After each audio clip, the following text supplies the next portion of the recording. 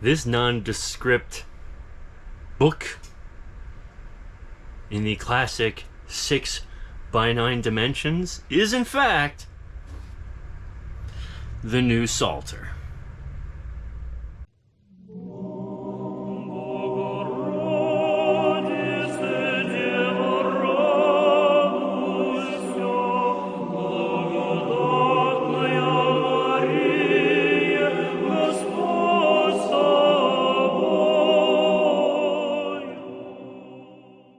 Welcome back, everybody, to Orthodox Review, the most uneducated educational program here on the internet today. I am your host, the guy with 1.5 thumbs, Raphael, and I am here. First and foremost, thank you so much to everyone who subscribes and likes and does the Patreon thing and does the channel membership thing and occasionally throws money in the tip jar, because you're doing good work here, because still sober. I haven't been sleeping, but hey, we'll get there. Anyway, so let's talk about the new Psalter from St. Tikhon's monastery in conjunction with St. Vladimir Seminary Press. There's a lot to talk about here in what's included in the book and the construction of the book and really the future for books from St. Tikhon's. So before we do the top down and all that, it's worth noting that this will be the last edition of anything St. Tikhon's does that'll be printed in China. Moving forward, everything will be printed in England in the print shop over there that they have a deal with now. So that means once they sell out of this run of Psalters and prayer books, they'll be coming from England now with what I'm told is the same quality. That being said, because of the dimensions of this book, it's great for the reader stand, it's great for home devotional use, but I know a lot of people are like, oh, pocket edition. Yeah. The pocket edition is forthcoming later this year. It's don't worry about it. It's on the way, along with the Small Book of Needs reprint. Thank you, God. I know you want to get into the book. I want to get into the book. Let's go top down and get into the book. Okay, so here it is. I gotta get a lower table. Ooh, leaning over like this is what took me out of the restaurant business. Anyway, okay, so let's get into it, and this will be brief. So, construction-wise, right away, sewn binding. Solid as a rock, of course.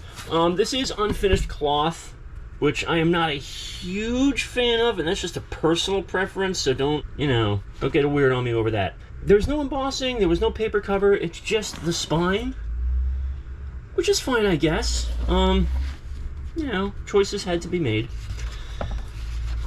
So here we are, and right away we're going to see that it is similar to the HTM. So we already talked about the translation and the introduction in the preview video, like I said. This little in memoriam for Archbishop Dimitri is a nice touch. So now we get to see the actual contents of this particular Psalter, because in the draft edition from 2020, all it had was about the translation, selected bibliography. It had the Psalms, of course, and then the table of Psalms to be used at divine services. Everything else in here is new. It's new, you numbskull. We've gone through the preface, all that stuff. So the Holy Fathers on the Psalms, you got St. Athanasius the Great, St. Basil the Great, Augustine of Hippo, St. Ambrose of Milan, St. John Chrysostom, some stuff from the Philokalia, St. Benedict, the Seventh Ecumenical Council, which is cool, and our favorite around here, St. Isaac the Syrian. And these are just some short letters concerning the importance of reading the Psalms and the place of the Psalms in the church. Now this is information like in the HTM, all this stuff is like in the back. So here is where things get a lot better than what's available in the HTM, and that is a much more, a much more detailed look into where the Psalms are in all of the services, and I mean all of the services. And of course you have the usual charts for how to read the Psalms throughout the year in the services of Vespers and Matins, which should be very familiar to a lot of people. You have the beginning prayers, and of course, you have the Psalms. We're not going to talk about the translation all that much. There are a few discrepancies in there that, just from using other Psalter translations over the years, I'm just used to certain wordings that are not necessarily bad in this. It's just, I'm just so used to somewhere being a hath instead of a has, or endureth instead of endures. But those are tiny, minuscule bits of personal preference. So, ooh, hey, look, there's Psalm 118. I will say, at the headers, on the top of the pages, it'll tell you which kathisma you're in, but it won't tell you or me which psalm we're in. That's fine.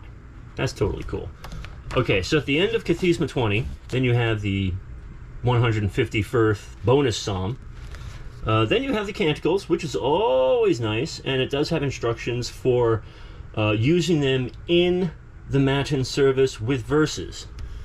So instead of just kind of trying to figure it out, they put the legwork in there, and that's fantastic. Hymns and prayers to accompany reading the Psalter.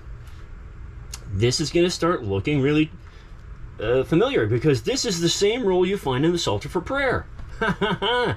It has the kathisma prayers, ladies and gentlemen, in a much easier to read traditional English than the pseudo Coverdale English of the Psalter for prayer from Jordanville. So I think I like it, and after reading the entire Psalter, of course, it's all there. Now, we have the prayer for the departed, which you will find in most Psalters, including the HTM. It's right there at the end, because we do read the Psalter over the reposed. That's our thing.